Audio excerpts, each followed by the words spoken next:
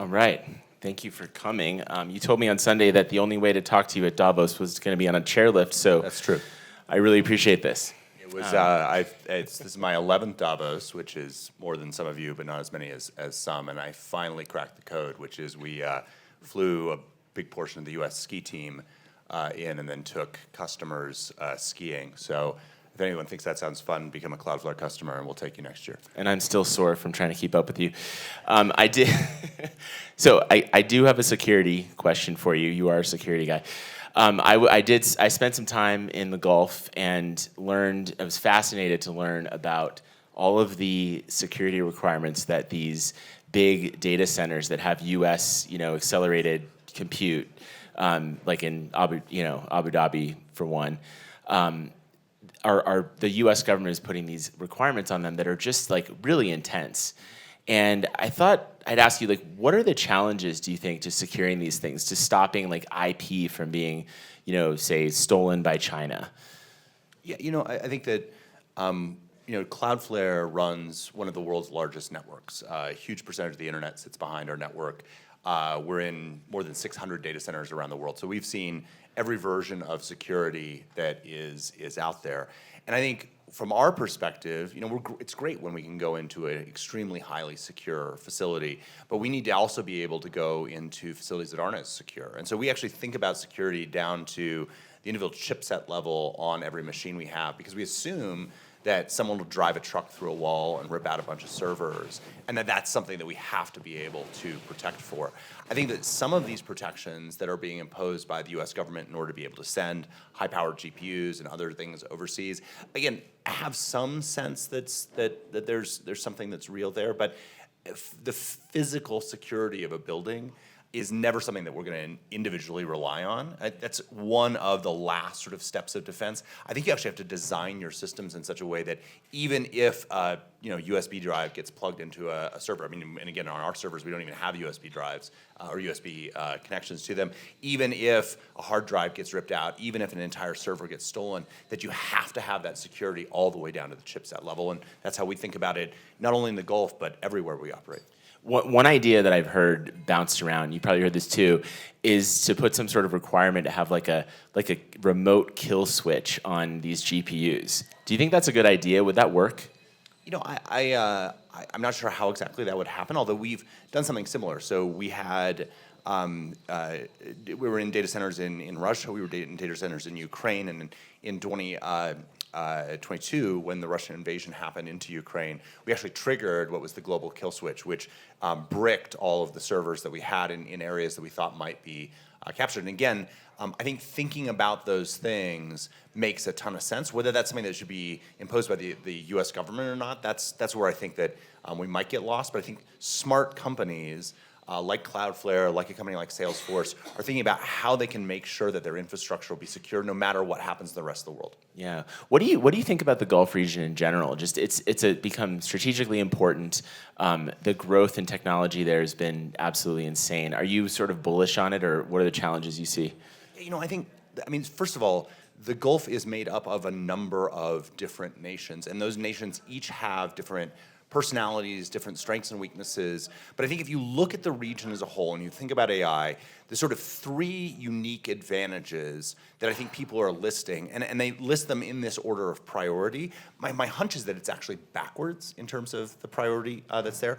Are first, there's a ton of capital. Right, and so there's an enormous amount of capital. There's a willingness to deploy that capital, and these tend to be very expensive capital projects, especially when you're thinking about model training. And so when you have Sam at OpenAI saying, we're going to need multi-trillion-dollar projects, this is one of the places in the world where you could actually imagine that would be something that's there. I think the second advantage is that you have cheaper energy, or you have the potential to access cheaper energy, and not just because of the petrochemical, the petrol resources that are there, but also in terms of solar, in terms of wind. There's an enormous ability to actually generate that energy that a lot of the current generation of AI systems absolutely require. And so I think that's an advantage. I think the third, which people have talked about a little bit less, is at least in some Gulf nations, there is a willingness to be experimental in terms of regulation. There's a willingness to think about how you can build regulation in order to support industry.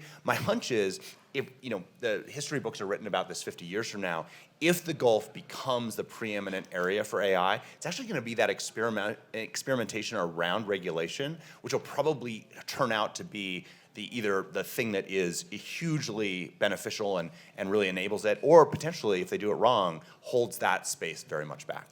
Speaking of that, there was a venture capitalist who floated this idea of having who operates in the Middle East, of having sort of like one of these economic zones, like a sandbox, where there would be zero copyright law.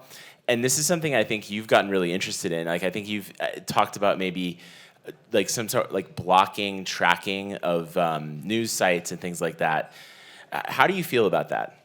I think that there are two different regulatory models that are going to emerge. One is going to be a regulatory model to try and encourage the AI model builders in order to exist in a particular region.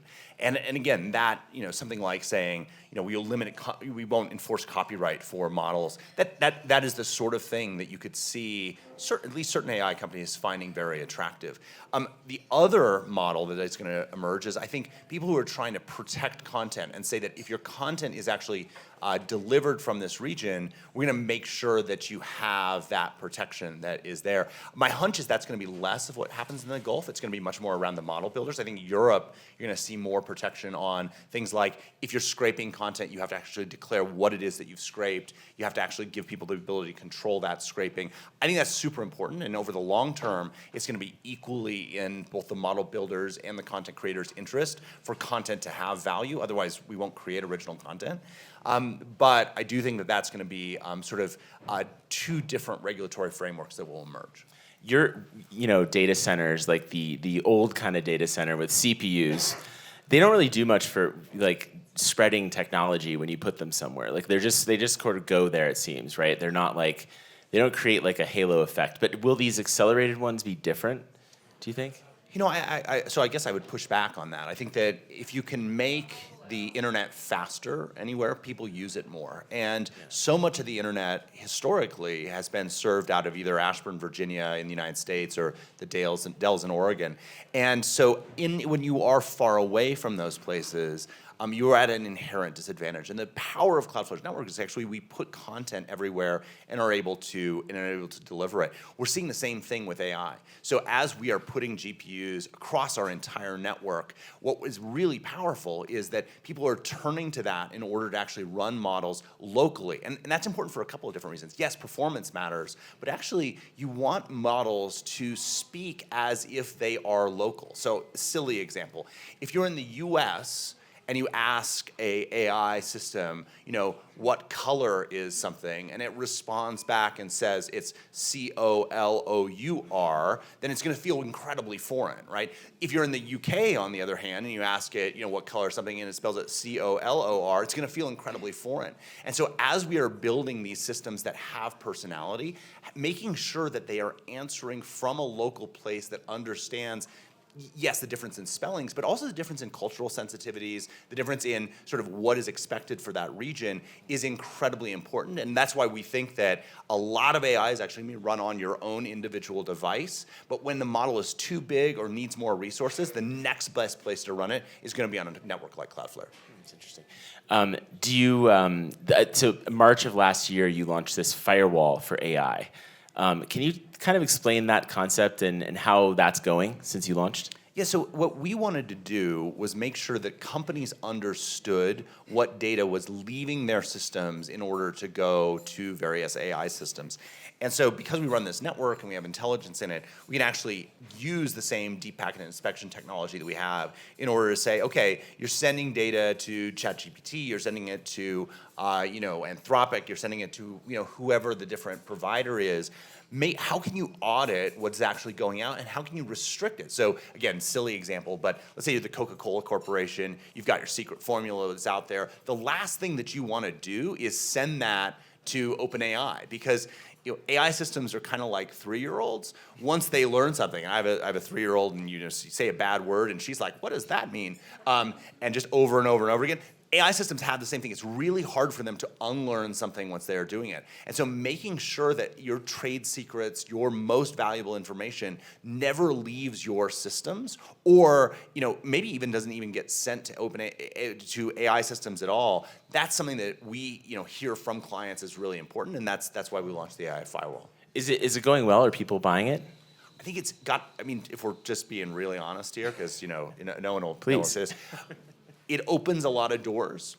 But what we see from corporations, which I think is going to be an enormous mistake, is that they are prioritizing speed and just go as fast as possible. It's crazy. You walk up and down the promenade, and any tech company or tech-adjacent company, with the exception of Cloudflare actually, has AI somewhere in the tagline on their booth. Like, everyone's just like, AI, right? And so they are, in a lot of cases, not thinking about the long-term implications. And I think that's going to come back to bite people. So again, I think a lot of C-suites and boards will say, yeah, think about security, but then they will also say, go as fast as possible. And security is one of the things that's getting sacrificed today. Do you see any evidence that hackers are taking advantage of these security loopholes already, or does it have to sort of develop a little bit more? I think we're seeing bad actors use AI in a bunch of different ways. We'll have a whole bunch of stories that will come out over the course of the next 2 years about families that are tricked into sending, their life savings to some Mexican bank because their daughter called them and said that they'd been, kidnapped by a cartel, or, whatever it is. Those sorts of things are going to come out, and I think AI is going to enable a whole new set of attacks. But I'm actually pretty bullish that, in the end, who wins in the AI game is whoever has the most data. And the good guys have more data than the bad guys. And so we are, at the same time that we're seeing new threats emerge, and again, going to be some really bad headlines, what we've also seen is the same way that we all had kind of that ChatGPT moment in the last few months, where it was like, whoa, this is doing something interesting. Internally at Cloudflare, the whole thesis of the company has been, if enough data flows through you, and then you use that with machine learning in order to train models, that you'll be able to protect everyone better. And about 2 years ago was the first time our machine learning systems identified a new security threat that no human had seen before. And we were like, whoa, that's pretty cool. That's something that now is happening for us on a, if not a daily, almost weekly basis. And that, I think, again, is going to give the good guys an advantage over time. It's fascinating. Are your engineers using AI to code? Absolutely.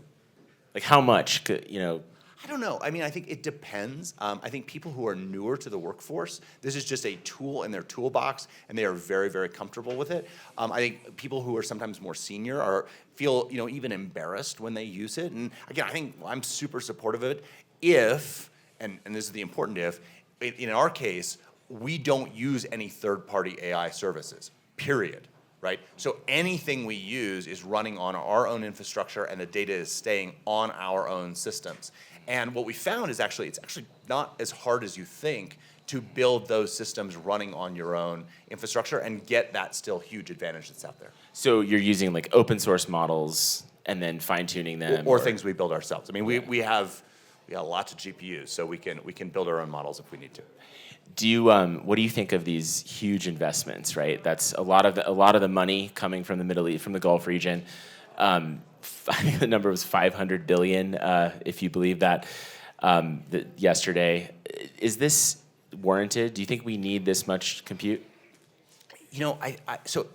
Maybe to frame this, I think if we think about what could go wrong in the Gulf's investment in AI, you can kind of take all those strengths and figure out how their weaknesses. The first thing is, in any silicon market that I've ever seen, it starts as a shortage always turns into a glut. Every single time. And it's crazy that in the GPU space, you had this huge burst in activity around crypto, and just as crypto was collapsing, you have AI take off. That, my hunch is created a sort of an artificial scarcity, which, again, silicon's easy to make more of, and you're going to see a bunch of, NVIDIA is absolutely the king of the hill right now, but everybody is coming for them, and some of the things that other people are doing are really, really smart and are going to put a ton of pressure on that. So what costs $500 billion today, if you just expect that this is how every silicon market develops, it'll be $50 billion a year from now and $5 billion a year after that. And so it could be that the investments that you have depreciate at rates that will be unheard of. Like, we think of a CPU and a server as having about a 3-year depreciation. We think of a GPU as having a much shorter depreciation schedule, and that's just because the innovation that's about to come out in the space is massive. Second thing is, the advantages around power. Power is a huge advantage right now. We're talking about like literally turning back up, mothballed nuclear power plants. That's not sustainable. And we know that we can do AI in a very power efficient way. There's a certain fruit company in Cupertino that's put AI in all of your phones. And again, the battery life in your phone might have gotten a little bit worse when they turn it on, but not that much worse. And so I think while right now NVIDIA chips are just sucking up as much power as possible, that's not what the long-term strategy is going to be, and you're going to have much more power efficiency. So it may be that you're building these giant facilities, giant transmission lines, and you aren't going to have that demand over the long term. And then from the regulatory perspective, I think there's some cautionary tales that are out there. I would have, if you asked me 2 years ago, who was going to win the AI race between China, the US, and Europe, I would have said China far in the lead. They've got the most data, they're making the right investments, they've got really smart teams that are out there, they've got the right regulatory environment in terms of using that data. US would be behind, and then Europe would be way behind, right? And for all the weaknesses there. I have been surprised that that's not the way it's played out. While there's a lot of fear in some circles around China's use of AI, China's actually been behind much more so than I would have predicted. And I think the reason why is that while they have access to all the data, they're able to train it, they've tried very hard to regulate the outputs of AI. And again, like a 3-year-old, really hard to regulate the outputs. The example is, if ChatGPT launches a new model, someone like Kevin Roose over at the New York Times, his job is to spend 2 days trying to get it to act like a Nazi, right? That's his job. Strange job, but that's his job. That's Kevin's job. And he's good at it. He's extremely good at it. And that's really embarrassing for OpenAI when that happens. But nobody goes to jail. On the other hand, if Baidu releases a model and a plucky, whoever the Kevin Roose of China is, spends 2 days trying to get it to act like a protester in 1989 in Tiananmen Square, and it does, someone goes to jail. And what I think is the cautionary tale there is, we have built these systems in such a way to be non-deterministic. And if you're trying then to regulate them as if they are deterministic systems, you will always hold back innovation.